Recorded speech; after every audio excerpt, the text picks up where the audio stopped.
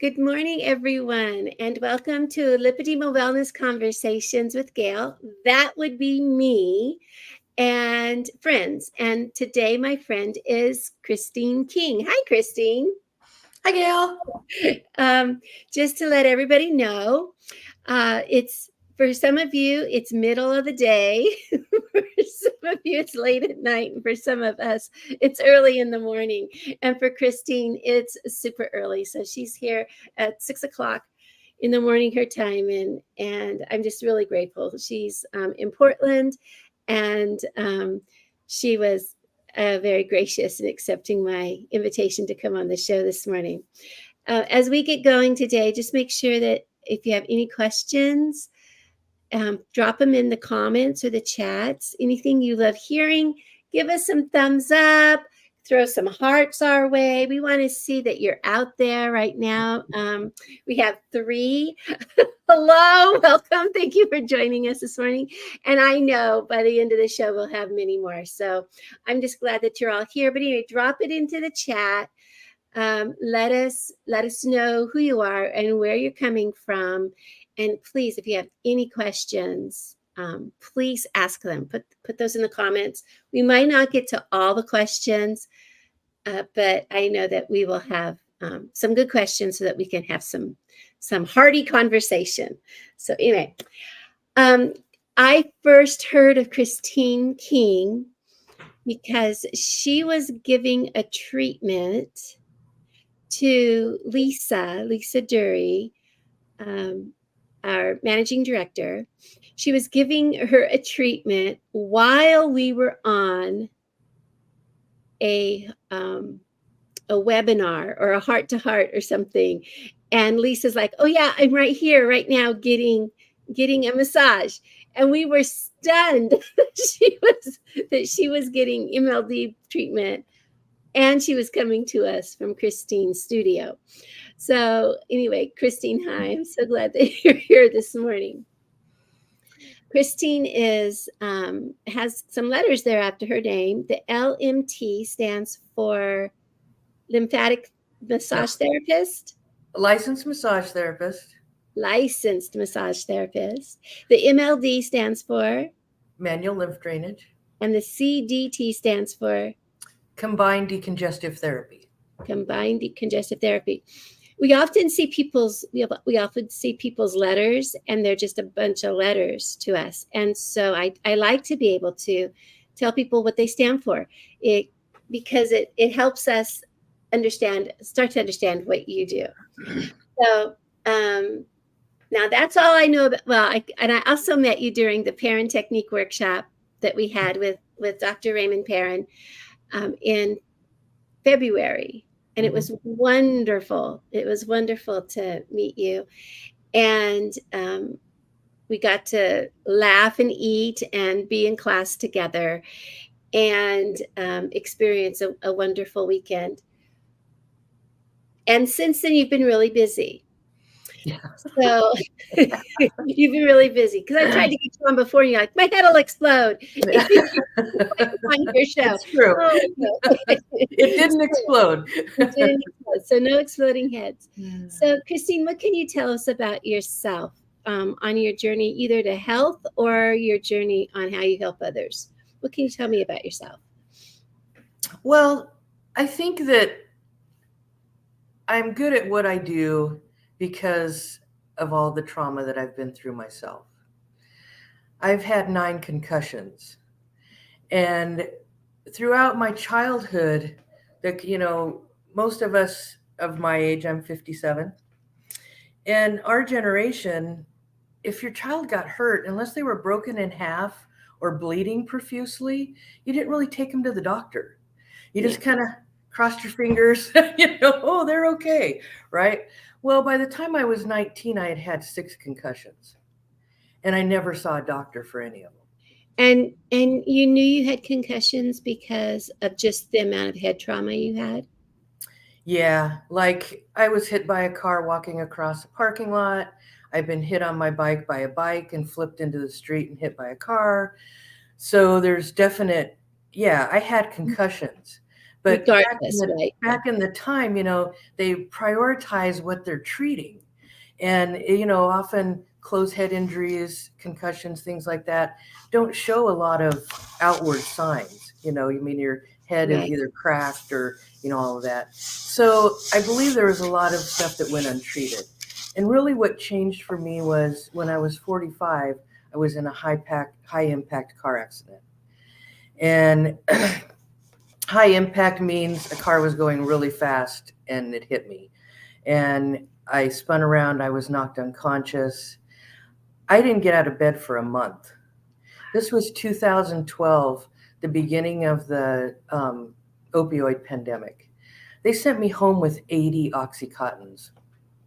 That's how they treated my head injury and my accident. I didn't get out of bed for a month. I'm not kidding.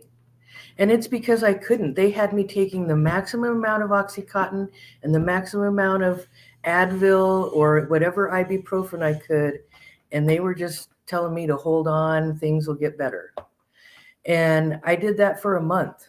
And after a month, when they were about to hand me another bottle of pills and I had to go get another bottle of ibuprofen, I remember looking at the doctors and saying, how long can I do this? How long can I continue to take the maximum amount of all of these medications and still come out on the other side? Right. What's the other side going to look like? Because my existence was sleeping, being up enough to eat some crackers or something so that I could take pills and going back to bed. Like I was only present throughout the day enough to put something in my stomach so I could take more pills. And doctors, nobody was helping me. Nobody was leading me.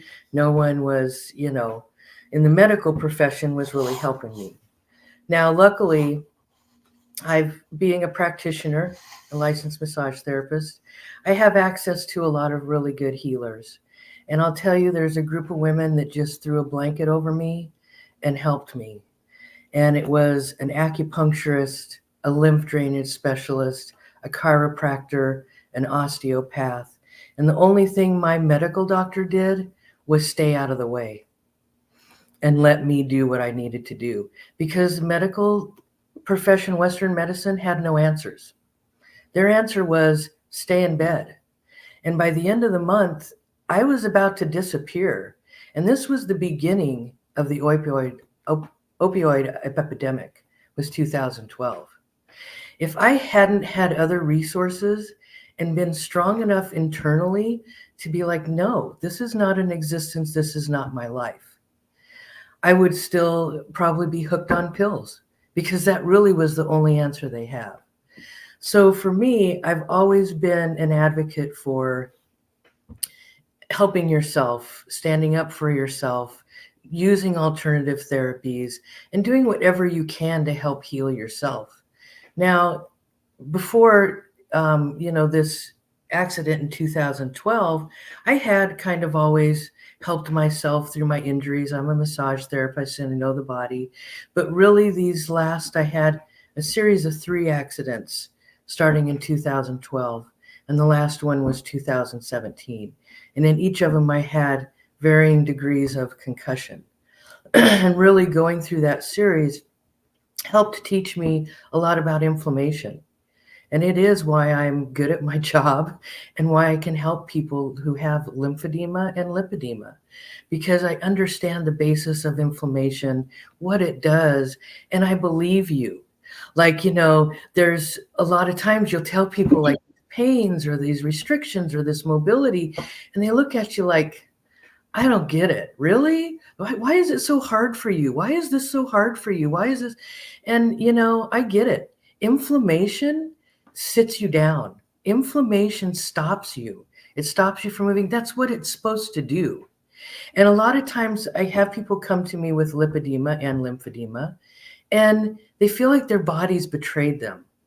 Like, I've got this body, I don't know what to do with it. And I often tell them, I remember telling Lisa, your body's doing a great job, because its job with the lymph system is to protect your organs. And so look where it pushes all of the extra lymph into your limbs. but that's what it's supposed to do. Like, so we have to kind of understand that and embrace the fact that it's like your body's doing what it's supposed to do. What we have to figure out is how to back off that inflammation and just kind of start taking off layers of the inflammation so then your body can, not have to keep pushing it out and start processing that inflammation. Right. And I learned. I was going to say, I think that that's something in our community we feel so betrayed by our bodies. And Mm-hmm. really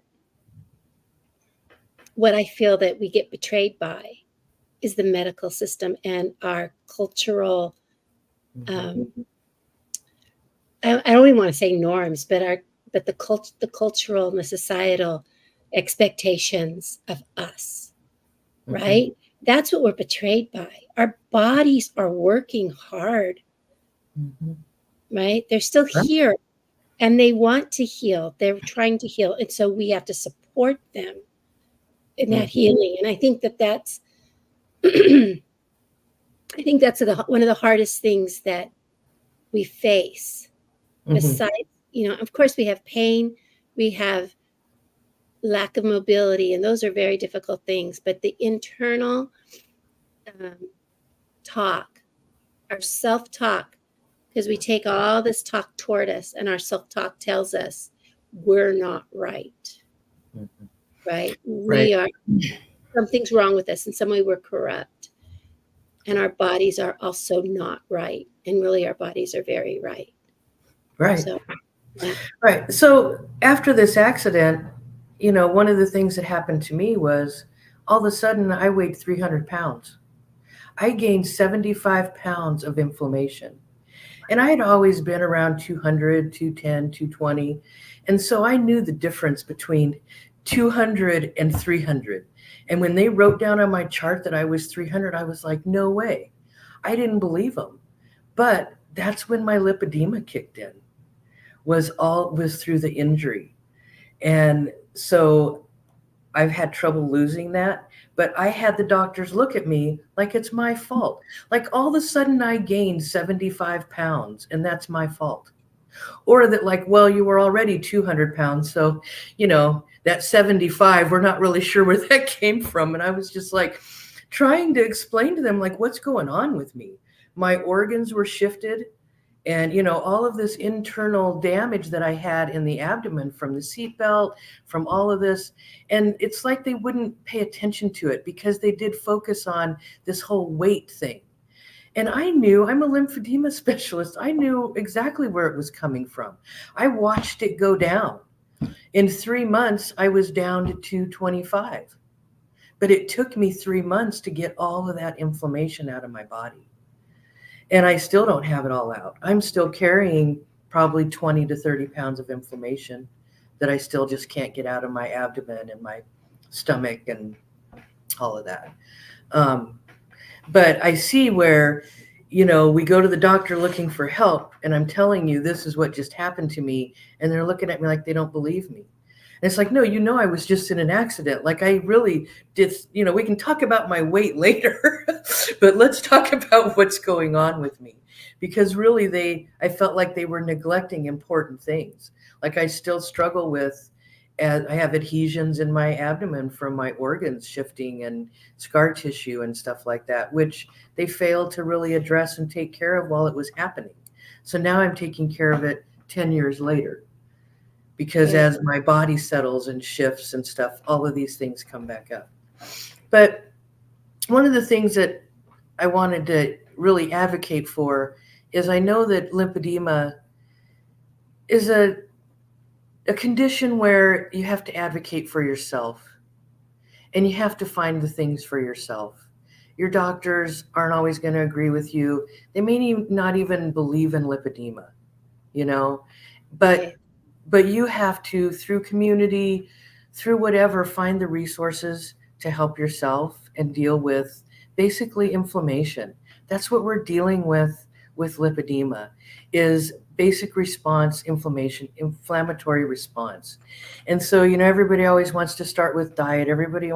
But it's more than that. It's more than just diet. We have to be able to look beyond.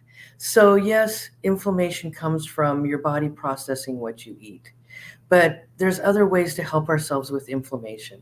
I used to always tell everybody there's three things that move lymph: muscles move lymph through the body, water moves lymph.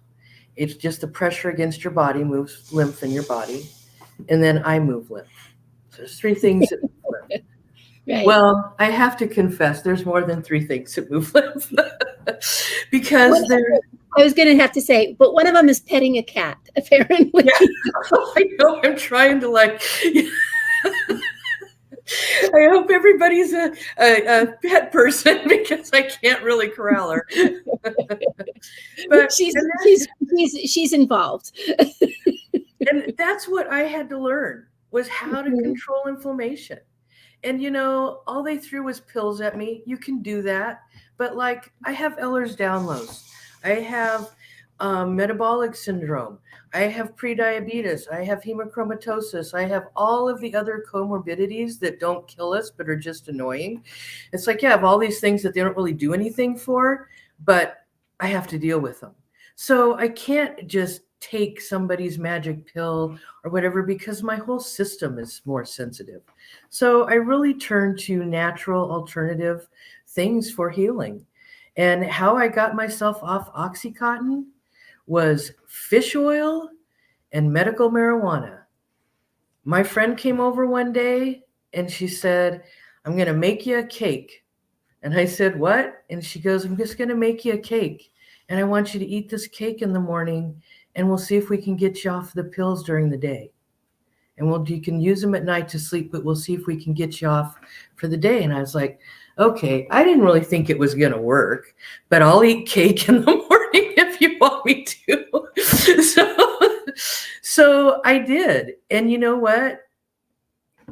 The medical marijuana in the cake got me off the oxys. It slowly got me to where I was not, it just took that edge off. So between that and fish oil, my chiropractor said, try fish oil.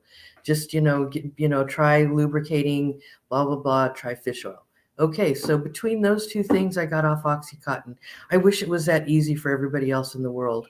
I mean, I would run down the streets with a banner if I really thought it was that easy. But, I had to do it for myself. And nobody, again, I had friends that were helping me who had experience with medical marijuana, and that's it.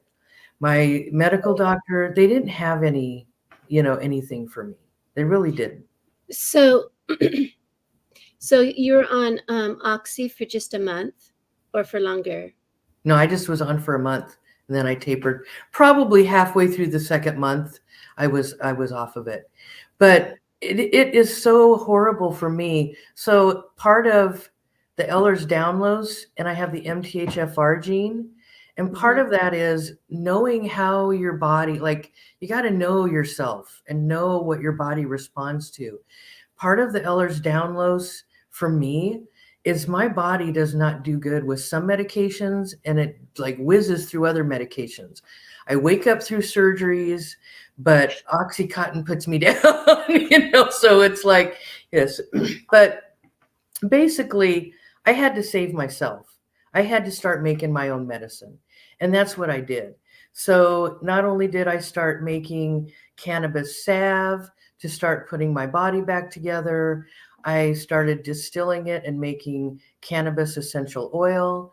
That was helpful for my second concussion in 2015, right after 2012. My cranial nerves were so on fire. I could hear everything. I could feel everything. I couldn't lay my head on a pillow. I couldn't sleep for more than an hour.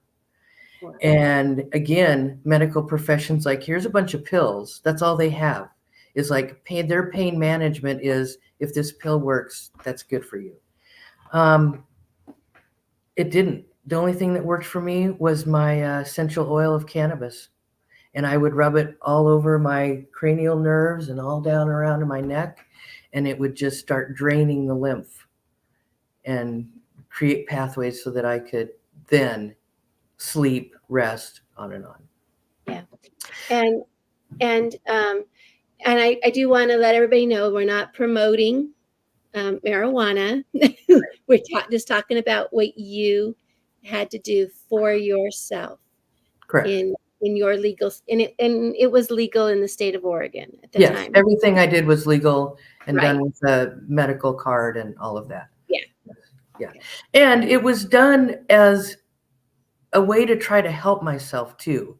It wasn't like all of a sudden it was like, hey, now I get to use marijuana. It was trying to figure out inflammation. Right. And so other things that there are to do is vibration. And I've talked with Lisa about vibration. And I think that one day she came to her session and I said, today we're learning about vibration. And basically that, I learned sitting around the drum with a Native American ceremony that I watched everybody have to get up and go pee. And I realized this is draining our lymph. We're sitting here singing and drumming, and one by one, we have to get up and go pee because it's draining our lymph. So I like to encourage my clients because I know lipedema. You guys, the burden of lymphedema and lipedema is such a daily struggle. You have daily tasks you have to do just to be comfortable every day. And I know that. So I really try to make them easy, enjoyable, part of your life, whatever you can, instead of it just being a bunch of tasks you have to do for maintenance, I want it to be some things that are fun. Drum and sing with your family. Grab a rattle. There's many things that you can do to help yourself with inflammation. And part of it is we forget to make it fun. The whole burden of everything adds to everything bogging down on you. Do things that lighten you up. Do things that make you happy. Because that helps relieve that inflammatory response, that mast cell response. We've got to go back to comfort. We've got to go back to doing things that comfort us from all the realms. It's body, mind, and spirit. And you have to work all of them together. We focus so much on body. Oh, this body. I have to do this for my body. I have to do this for my body. But if you're so burdened by it, it's doing this much. But if you could get this much, if you do things that you enjoy, Right. So I really try to promote that with my clients. Do the things that make sense. Do the things that you enjoy. Get in the water. I tell people water is great compression. It's great lymph drainer. You will never have to see me again.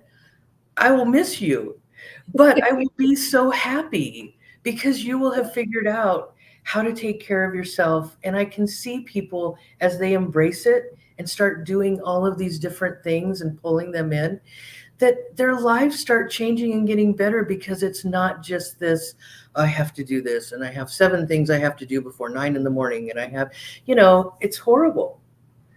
But try doing some of the things that lighten it up. And Christine, I hear so many people saying that taking care of myself is a full-time job. It is. And it is. But it's like, I don't have time to live. All I have time to do is manage. Because there's a list. It's like there's this list of stuff that we have to do. And I would like to promote what you say, do something that you enjoy as well. And so it becomes part of your life. It's not a job. But sometimes all we need to do is one thing to start. Pick one. And I am going to right now talk about this gift I'm going to give the community who's listening today. We now have 27 people. Hi. I knew you guys would all show up eventually. But I only see 2 people's names I see Bianca and Catherine. I don't see anybody else's name. So throw your names in. Tell us where you're from. I do want to share Emmy's Box of Hope because that's something that talks about what you talk about, which is Emmy's Box of Hope it has resources, but it's a holistic approach. So there's actually a joke book. There's some meditation music. There are postcards you can give friends and doctors for self-advocacy. There's all kinds of stuff in Emmy's Box of Hope. Let me find, there it is. It's right here. So it is, we call it Emmy's Box of Hope because even though it's a website, it's like a treasure chest. And Emmy is a little flying pig who doesn't know she can't fly because she can fly, right? We don't, it's like us. We don't know what we have, but we've been living our lives. And now that we know that we have lipedema, we can continue to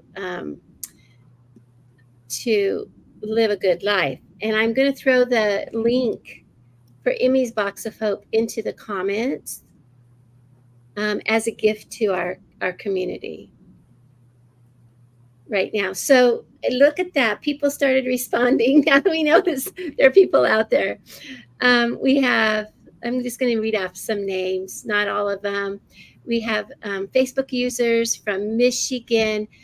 Brigitte's here from Cape Town, South Africa. Hi, Brigitte. We have either Regina or Regina from West 6. Laurel's here from Long Island. We have people from Texas Panhandle. Deb's watching from Cape Cod. Machupo is here. Machepo's here. She's from South Africa. I met her yesterday. Carol's here from Needham, Massachusetts. And Machepo's here from Johannesburg. And then Kathy's here from outside of Chicago, and we have people from Alabama. So we have people from all over the world today. So with that, I'm going to continue with you, Christine, now that we welcomed everybody here. I think it took everybody a while to wake up. Yeah, I'm almost awake. You're almost awake. So when I, like, you say the vibration of the drum, and that really intrigues me. I have a vibration plate, but I also have a knee replacement. And so I sit on a chair and I put my feet on the vibration plate and I vibrate for 2.5 to 5 minutes. But that's still sitting and doing that. I'm not really interacting with my vibration plate. I'm just doing it. My kid has a pacemaker and so does my husband. So a vibration plate is counterindicated for that. Right? We don't want them vibrating at that point. Right. So tell me how the drum creates, how does the drum help?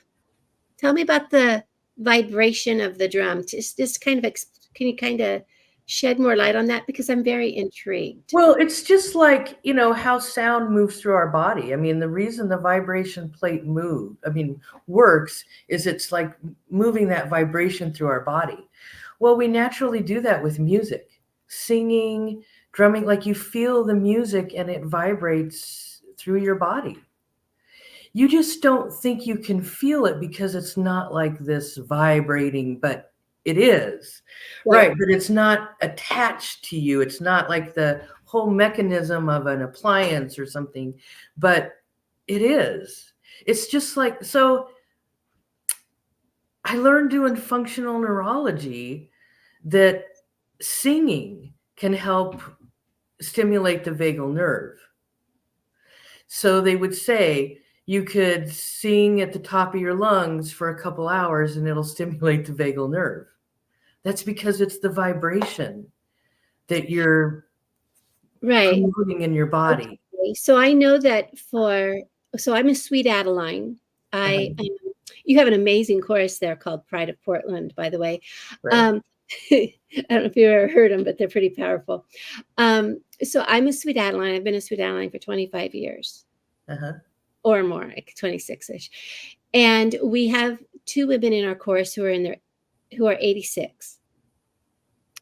And one of those women have been in our chorus for 54 years.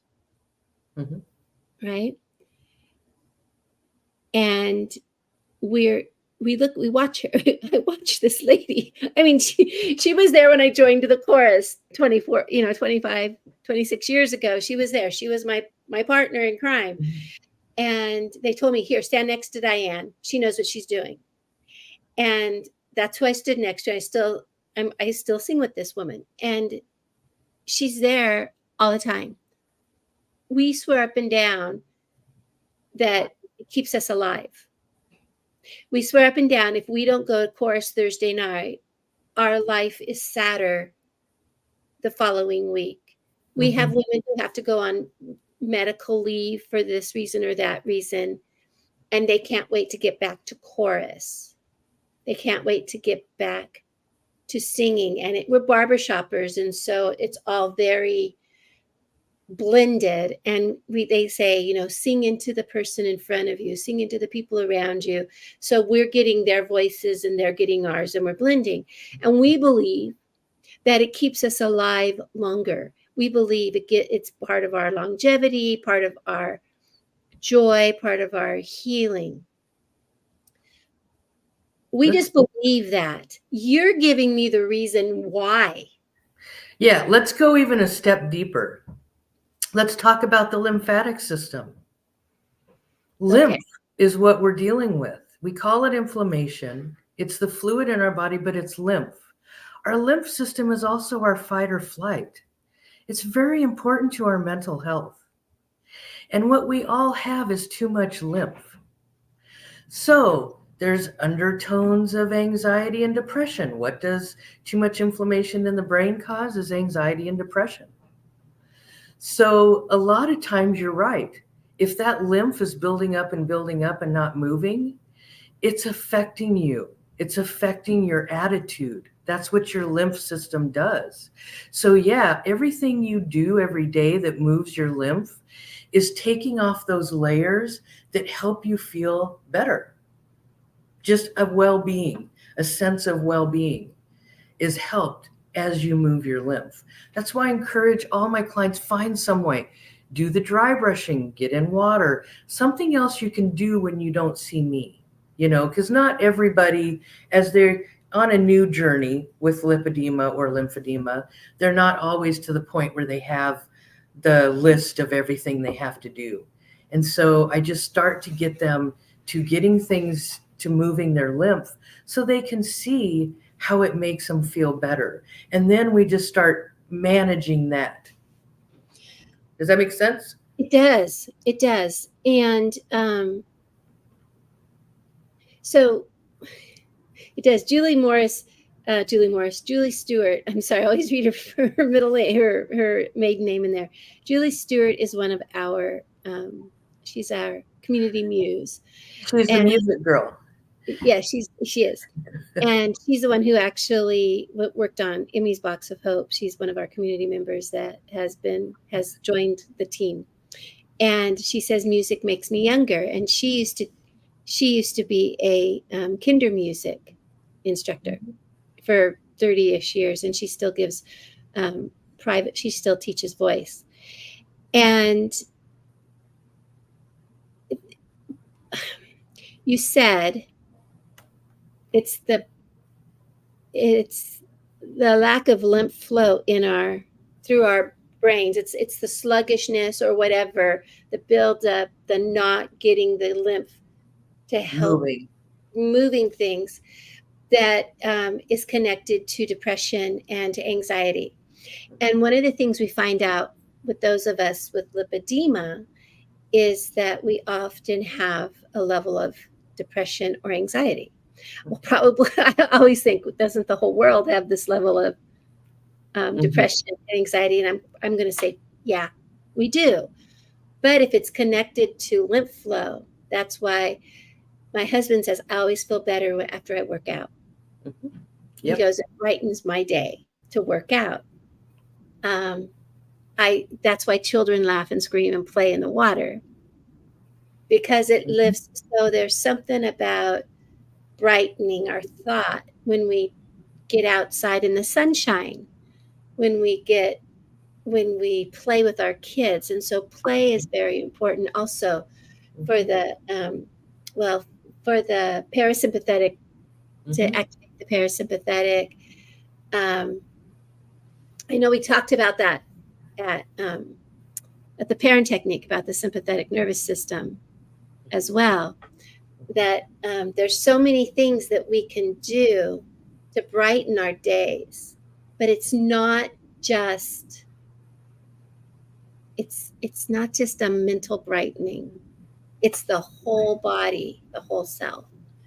Right. And I want everybody to realize, haha, like we keep pulling things apart separate. Oh, it's this because my legs swell. Oh, I feel this way because my arms swell. No, it's a lymph condition. And if I can get you to realize you feel better when you're managing your lymph, I don't care what your legs look, I don't care what your arms look like. I don't care how you feel. And I care how you're walking and managing through life.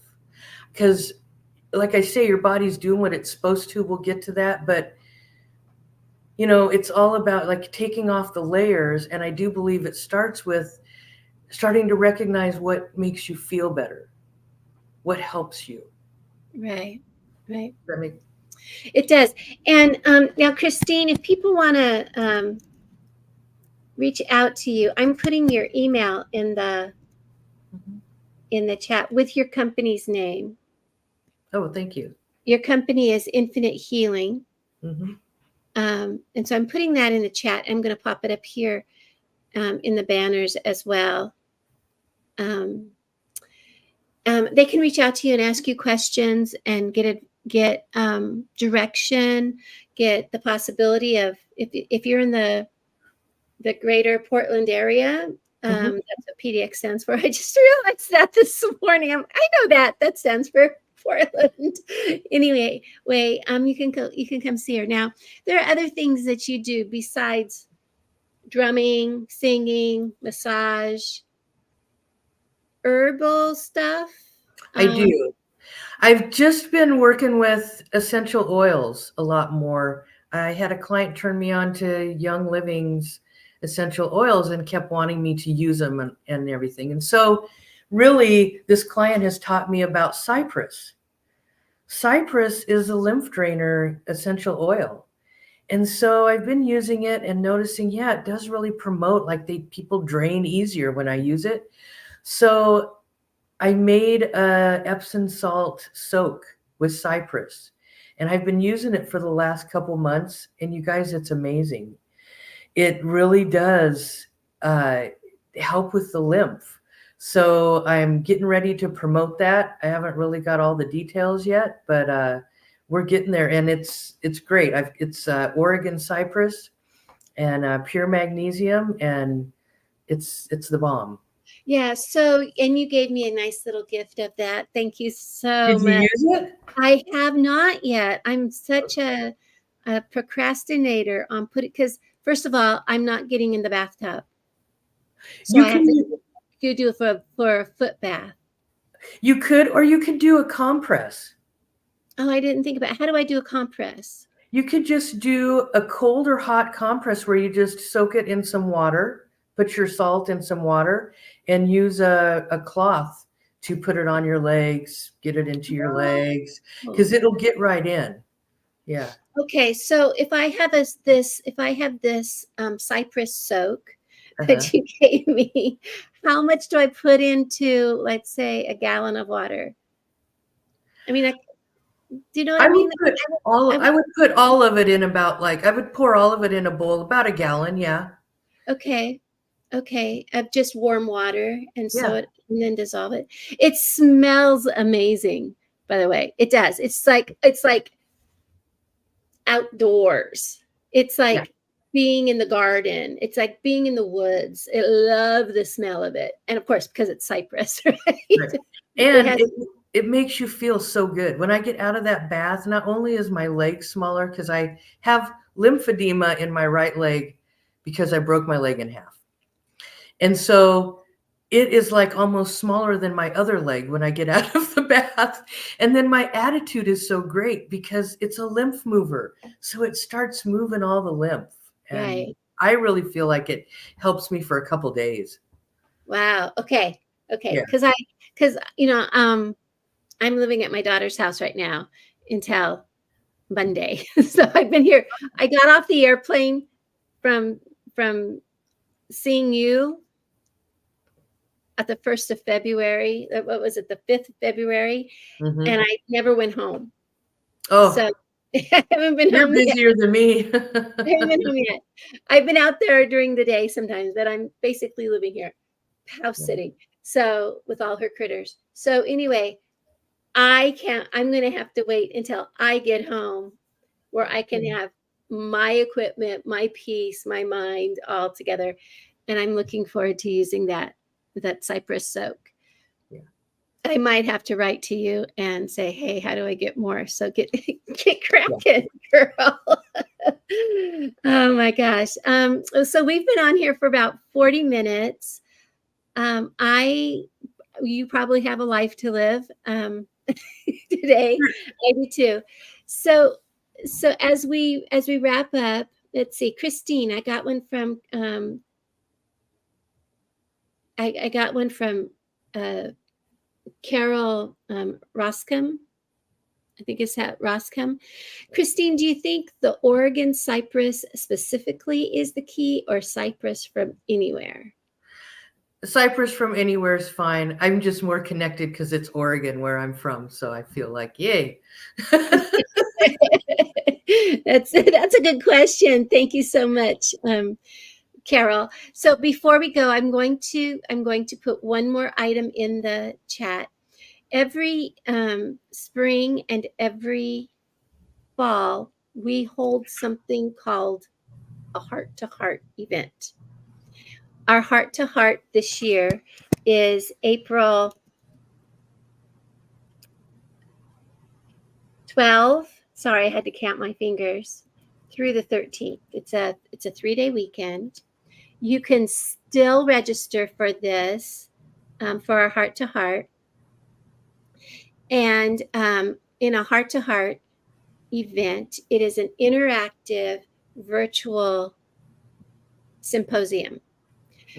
It's not really a symposium. We used to do symposiums. This is, we couldn't think of anything else to call it but an event. We have guest speakers. We have patient panelists. We have a community that reaches out. Like we'll be discussing something on with the guest speakers, and then we get together and we have discussions, smaller discussions. We interact, we make connections. Oh, I'm sorry. Thank you so much, Julie. I put 12th and 13th. I forgot the 14th in there. Yes, April 12th through the Julie's I good. love the heart to heart event. I will say you guys always have really good speakers. The information is always so right on. I love it. Right. I love the event. So and they're fabulous. And Christine is a member of our community, and she's been at our Heart to Hearts. Mhm.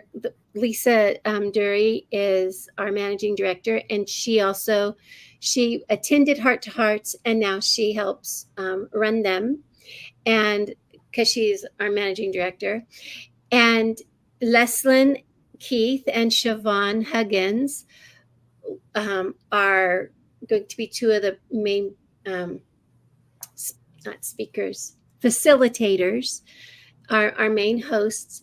And we're going to get together, and that's going to be in April. You're not going to want to miss this. It's going to, we call it keto and beyond, because there's more than just keto in our world, right? We do, like Christine says, so often we start to focus on diet. Well, one of the things that we do know is food has a great impact on our lives, right? Every day it has some Mhm. type of impact. We also know that sometimes a particular food might cause us more inflammation than another. So we do focus on that sometimes.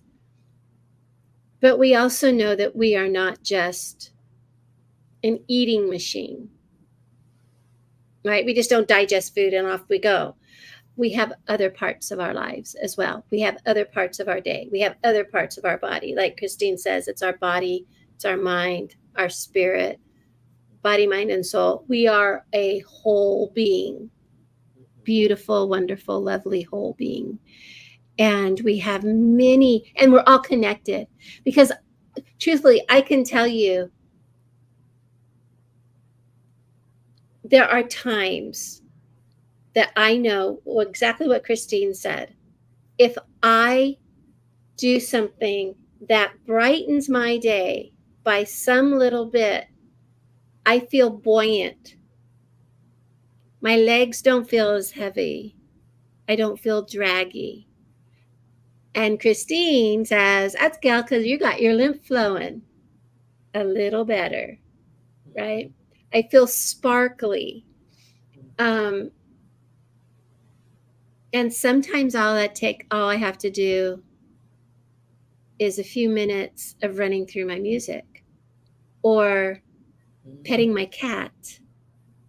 I mean, when I saw your kitty, I'm like, oh, and a lot of us, somebody said to me one time, are all lipedema ladies cat people? And I'm like, yeah, I don't think so. I don't think it's like linked to lipedema. But I do find that um, many of our ladies have a pet, right? They have a pet, or they have plants. They have something that they care for, that they love on, that they sing to, that they visit with. And all of that is that stimulation of the vagus nerve, of the parasympathetic system. I mean, it's all that lifting.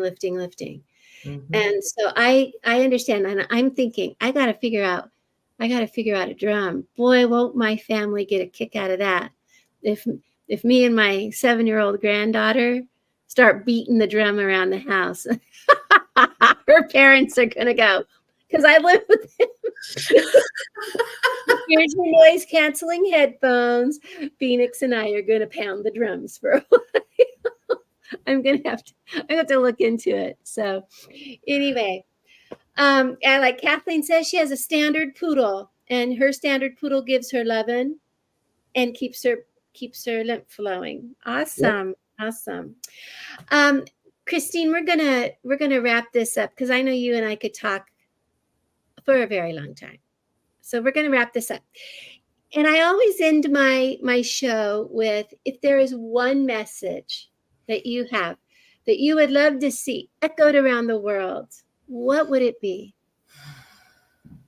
Well, I named my business Infinite Healing because I believe that healing doesn't ever have to stop.